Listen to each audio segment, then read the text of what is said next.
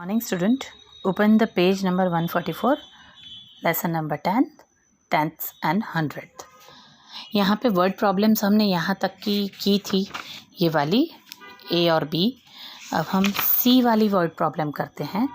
ठीक है, जो मनी बेसिस हैं, ट्रांजैक्शन है इंडियन रुपीज़ और फॉरेन रुपीज़ में.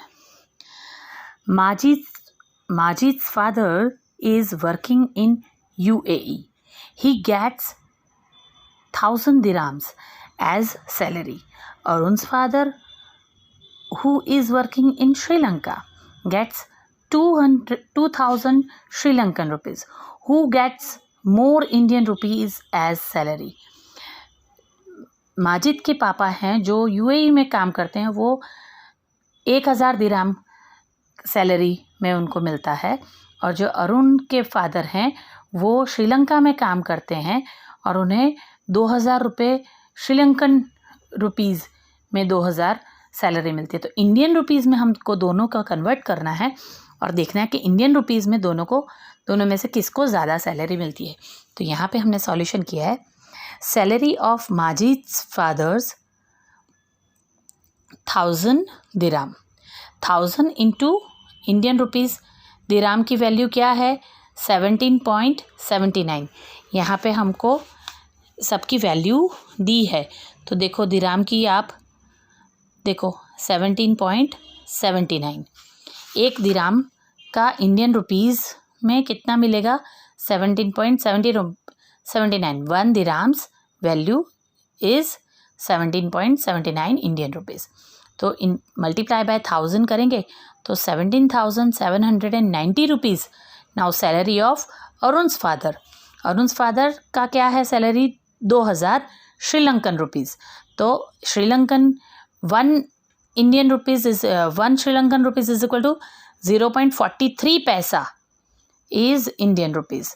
तो पूरा 50 पैसे भी 1 रुपये, 1 श्रीलंकन डॉलर, एक श्रीलंकन रुपीज़ के बराबर हमारा 50 पैसा भी नहीं होता है, 43 पैसा होता है. तो 2,000 मल्टीप्लाई बाय 43 पैसा. तो 43 पैसा से अगर हम 2,000 को 43 पैसा से मल्टीप्लाई करेंगे तो 860 रुपीज़ ही सैलरी होगा. वैसे दिख रहा है देखो यहाँ पे 1,000 रुपीज़ और यहाँ पे 2,000, लेकिन इसकी वैल्यू ज़्यादा है. यूएई के 1 दिराम की वैल्यू इंडियन रुपीज़ में ज़्यादा है, यहाँ पे कम है. तो अब इसमें से और ये दोनों का हमें डिफरेंस पता चल रही है तो आंसर आएगा hence Majid's fathers get more Indian rupees than Arun's father. अब डी वाला अगर हम देखते हैं तो डी वाला क्या है. लीना's auntie brought a present for her from China. It cost is 30 yuan. Find what is the cost in Indian rupees. अब लीना की आंटी जो थी वो उसके लिए एक चाइना से गिफ्ट लेके आई तो उसकी कॉस्ट थी 30 यॉन.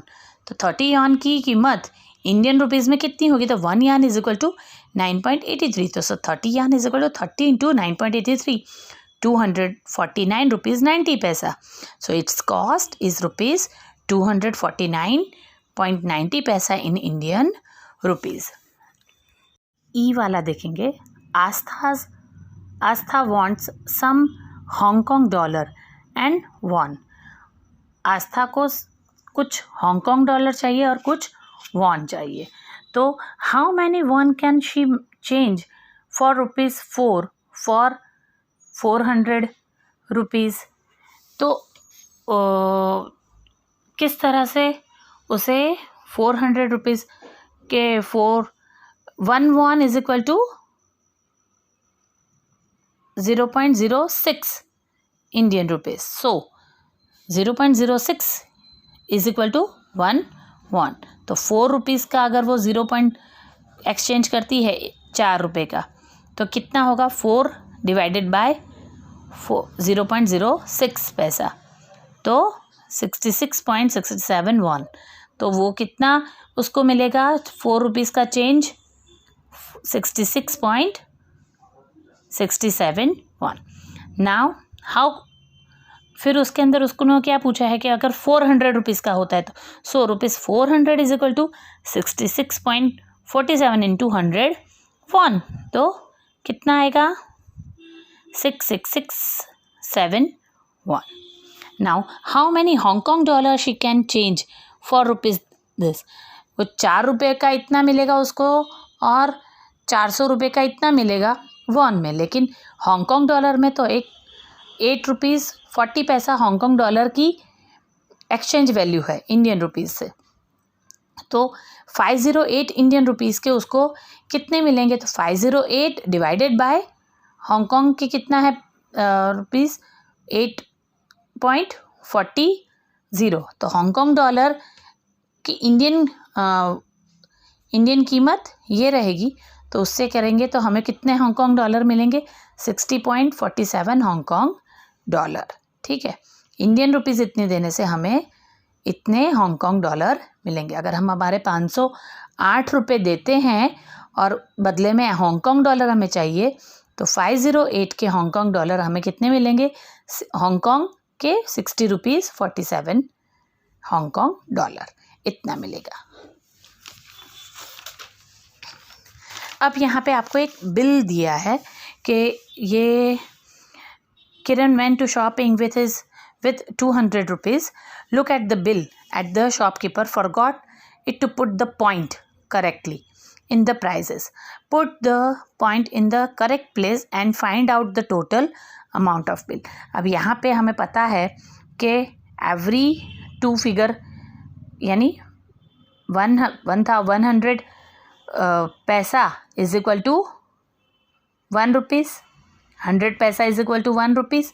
तो हमें यहाँ पे 2 के बाद पॉइंट, 2 फिगर के बाद पॉइंट लगाना है। तो यहाँ पे जो दिया है तो हमने इधर इस तरीके से बिल बनाया है। सॉप क्वांटिटी 12.50, यहाँ पे भी इस तरह से, और इसका टोटल करेंगे तो 150 रुपीज़ होगा।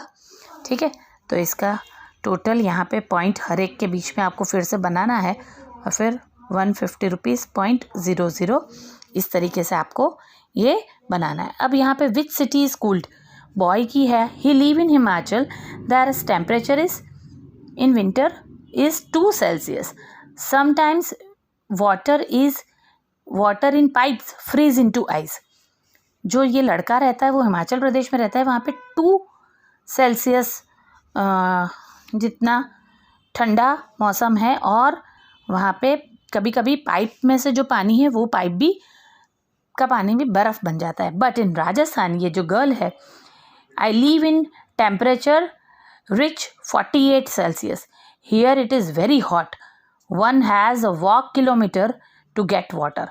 बहुत दूर दूर तक पानी चल के लेके जाना पड़ता है। तो अब इन दोनों में से क्वेश्चन पूछा है कि किस सिटी का कूल है, तो आंसर आएगा the boys state Himachal Pradesh is cooler than Rajasthan. Okay, page number 145। The temperature in each city was noted at 3 PM on 16 January 2008। यहाँ पे दिया है कि 3 PM का टेम्परेचर 16 जनवरी में के दिन जो हर एक सिटी का रोटेट हो रहा है। ठीक है, तो यहाँ पे उसके रिलेटेड कुछ क्वेश्चंस पूछे हैं। Which place had the highest temperature एट 3 PM।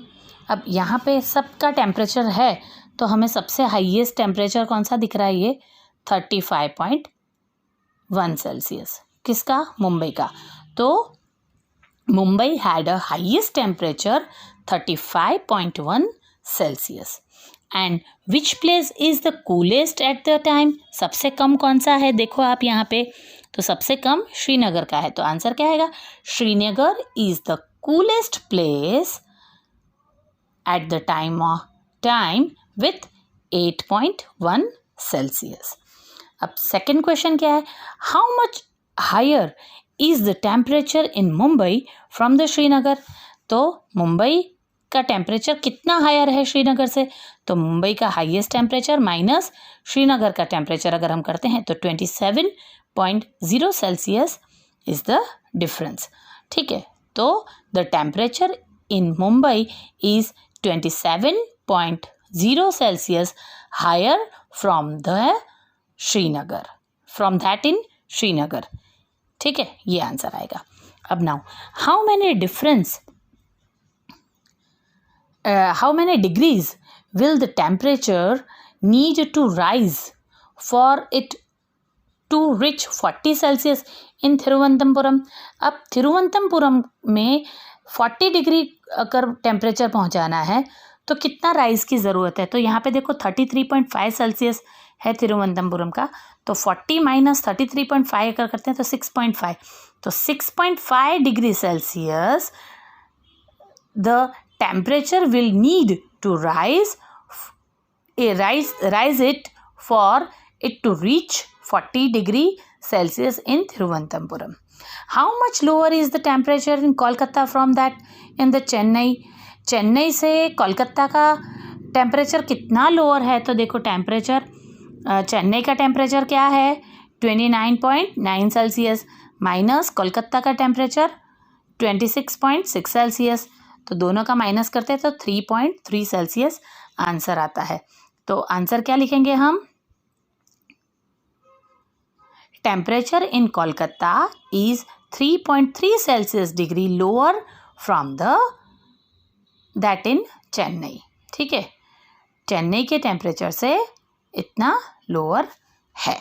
ठीक है, अब यहाँ पे आपको the temperature in this cities was also noted at 3 PM on the same day. Look at the table and answer the question. यहाँ पे हर एक सिटी का 3 AM का, वो 3 PM का है, 3 AM का सुबह के 3 बजे का यहाँ पे टेम्परेचर नोटेड किया है, तो उसके रिलेटेड कुछ आंसर्स हैं वो हमें करने हैं। 5th क्वेश्चन में दिया है the temperature in this cities was also noted at 3 AM on the same day.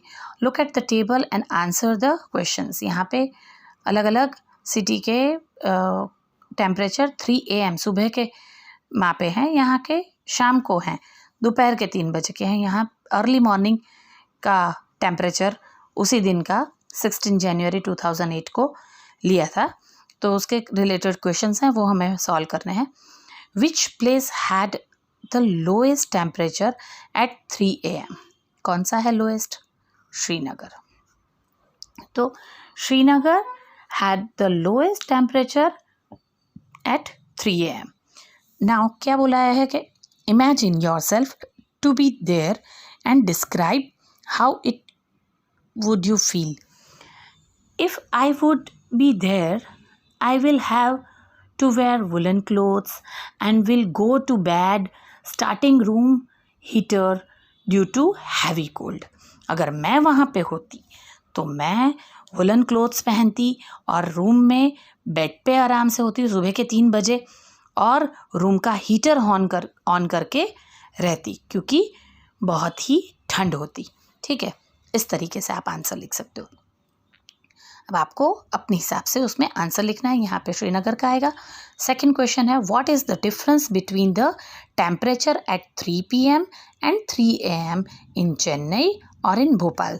तो इन चेन्नई 3 PM को क्या चेन्नई का आप देखिए टेम्परेचर था 29.9 सेल्सियस। ठीक है, और 3 AM चेन्नई का है 21.1 सेल्सियस। तो 29.9 माइनस 21.1 सेल्सियस 8.8 सेल्सियस डिफरेंस आएगा। नाउ डिफरेंस इन भोपाल, तो भोपाल का अगर आप देखेंगे तो 25.9 सेल्सियस। ठीक है, माइनस 9.8 अर्ली मॉर्निंग का, तो 16.1 Celsius is the difference in 3 AM and 3 PM। 3 PM और 3 AM के ये डिफरेंस आएगा। यहाँ हमारा चैप्टर फिनिश होता है। इसके जो सम मैंने अभी पेजेस में दिखाए हैं वो मैं आपको उसका फ़ोटो क्लिक करके भेजूँगी। यहाँ हमारा चैप्टर ख़त्म होता है। कल से हम चैप्टर 11 स्टार्ट करेंगे।